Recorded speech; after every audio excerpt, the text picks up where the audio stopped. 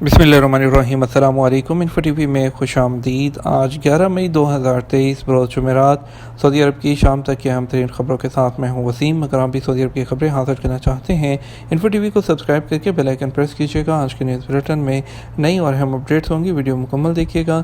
शुरू करते हैं पहली खबर के साथ। जद्दा में गर्मी की लहर, दर्जा हरारत 40 डिग्री तक पहुँचने का इम्कान। मौसमियाती माहिरीन ने तो जाहिर की है कि जद्दा में आज जुमेरात और कल जुमा को गर्मी की लहर होगी। सबक वेबसाइट के मुताबिक दर्जा हरारत 40 सेंटीग्रेड तक पहुंचने की तवक्को है। माहिरीन ने कहा सबसे ज़्यादा गर्मी कल जुमा को मुतवक्के है, जिसके साथ गर्म हवा भी चलेगी। माहिरीन ने कहा कि बाद हफ्ते से गर्मी की शिद्दत में कमी आना शुरू होगी और दर्जा हरारत 35 सेंटीग्रेड तक होगा। माहिरीन ने रहायशियों को धूप से बचने और गर्मी में ज़्यादा मेहनत न करने का मशवरा दिया है। सऊदी खलाबाजों ने तरबीती प्रोग्राम मुकम्मल कर लिया, मिशन के लिए तैयार। सऊदी खलाई अथॉरिटी ने कहा कि 2 सऊदी खलाबाजों ने 9 माह का तरबीती प्रोग्राम मुकम्मल कर लिया। OY और वो 20 मई को बैनुल-अक़वामी खलाई स्टेशन पर जाने के मिशन के लिए तैयार हैं। सरकारी खबरसां एजेंसी SP के मुताबिक जो स्पेस अथॉरिटी ने बयान में कहा कि दोनों सऊदी खलाबाज मुकर्रर वक्त पर खलाई मिशन पर जाएंगे। रवानगी से पहले वो करंतना में हैं, जहां वो साइंसी तजर्बात करेंगे। सऊदी खलाबाज रियाना बरनावी और अली अलकरनी बैनुल-अक़वामी खलाई स्टेशन ISS के लिए खलाई मुहिम पर रवाना होंगे। अथॉरिटी का कहना है कि दोनों खलाबाजों ने 12 दिन तक मसनूई खला में रहने की मशक और तजर्बात किए, जिनमें कश्श सकल की क़ुव्वतों और इंसानी जिस्म पर उनके असरात का मुताला शामिल था। सऊदी खलाबाजों का कहना है कि इस मिशन के लिए सऊदी अरब की नुमाइंदगी का एजाज़ फ़ख्र की बात है। याद रहे कि यह मनसूबाबंदी सऊदी अरब के खलाई प्रोग्राम का हिस्सा है, जिसका ऐलान गुज़श्ता सितंबर में किया गया था।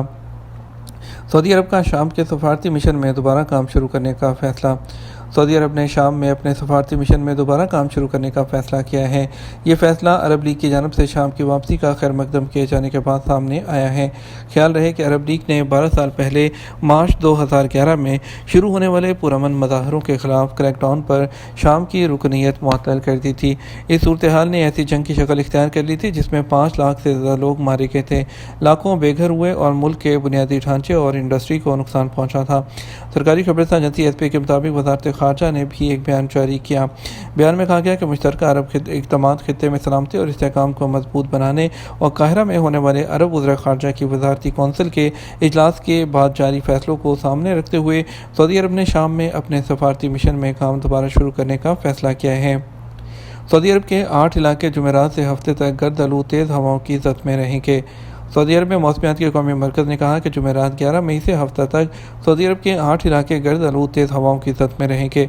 अखबार 24 के मुताबिक कौमी मरकज़ ने बयान में कहा कि गर्द आलूद हवाओं की फ़ी घंटा रफ्तार 45 किलोमीटर से ज़्यादा होगी। कौमी मरकज़ का कहना है कि अलजौफ, शुमाली हदूद, तबूक रीजन्स के अलावा मदीना मुनव्वरा, हाइल, रियाद, कसीम और शर्क़िया रीजन्स के शुमाली इलाके गर्द आलूद हवाओं की ज़द में होंगे। सऊदी बहरी बेड़े में जदीद फ्रांसीसी बोट्स की शमूलियत। सऊदी अरब के मगरबी रीजन में नेवल फोर्सेस में medium fast patrol boats project की दूसरी और तीसरी बोट शामिल की गई हैं। ये फ्रांसीसी क्वाश मॉडल की हैं। सऊदी वज़ारत दफ़ा की वेबसाइट के मुताबिक बहरिया के deputy commander rear admiral Mohammed Al Karibi ने बहरिया के commander lieutenant general Fahad Al Ghafili की नियाबत करते हुए दोनों बोट्स पर कौमी परचम लहराया और बहरी बेड़े में उनकी शमूलियत का बाकायदा ऐलान किया। दाखिली आज़मीन हज कब तक हज की बुकिंग मनसूख करा सकते हैं?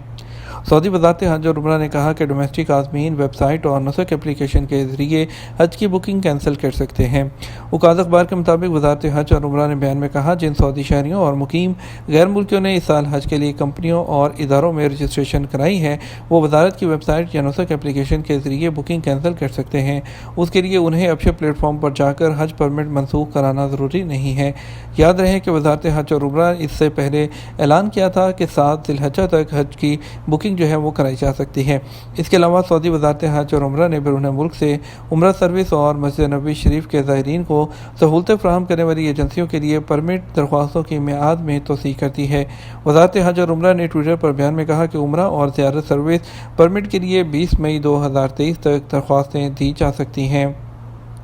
नेशनल डिफेंस यूनिवर्सिटी के वफद का Saudi command and staff college का दौरा।